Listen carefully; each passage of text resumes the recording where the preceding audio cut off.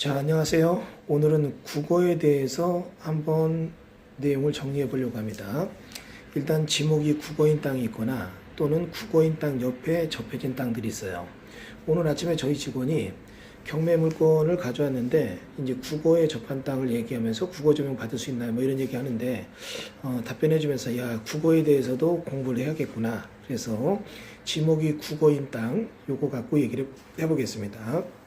일단 국어는 여러분 하단에 써 있는 것처럼 지적법상 음용이 불가능한 소규모 수로 부지로서 공용국어와 사유국어가 있다. 그러니까 뭐냐면 마실 만한 물이 아닌 거죠.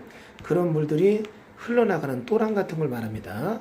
근데 이런 물이 비가 올 때 많이 흐르고 가물을 때는 안 흐를 수도 있는 그런 땅들, 이 물길이 흐르는 땅을 국어라고 하는데 이런 국어는 공용국어와 사유국어가 있습니다. 즉 국가나 지자체 등이 보유한 국어가 있고 또 개인들이 보유한 국어가 있는데요.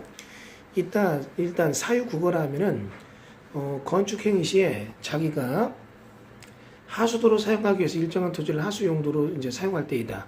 그래서 이제 여기다 물을 정화조에서 정화시킨 물이 요 국어 쪽으로 빠져나가게 할 때 요 개인들 땅에 사유국어 등이 있는 거고요.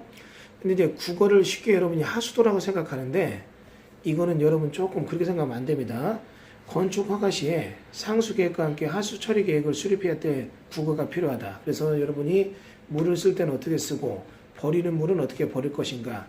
이럴 때 이제 국어를 이용해서 정화조에서 어느 정도 정화된 물을 바깥쪽으로 흘러나와서 국어 쪽으로 빼게 되는데요.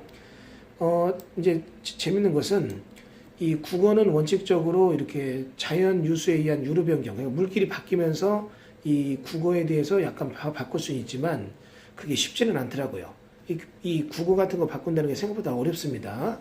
근데 이제 여러분 이렇게 해서 이 자연 국어 같은 거 이용해 가지고 물길 잡아서 버리는 거 이런 거 좀 사유 국어는 이게 된다는 얘기인데 재밌는 건 이제 공용 국어로 넘어가요. 국어가 있는데 국어의 등기부등본을 딱 띄었더니 개인 게 아니라 국가나 지자체 겁니다.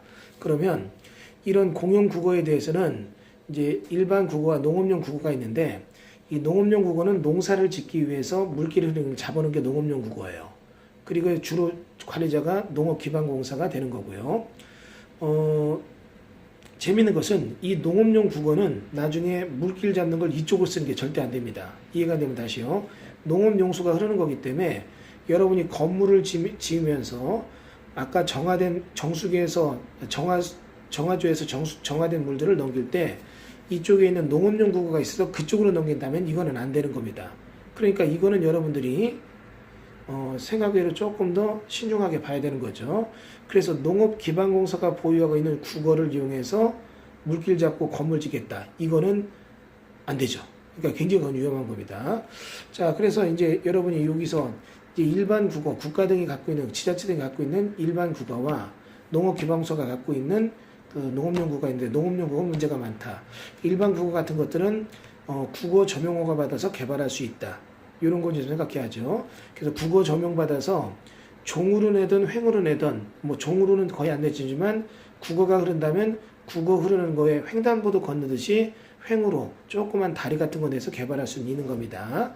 자, 그래서 이렇게 국어에 대한 얘기를 살펴봤고 실질적으로 이제 국어 가지고 개발하는 게 쉽지는 않습니다만 여러분들 그 토목설계사무소에 그거는 어떻게 해요? 꼭 알아보고 하시겠죠.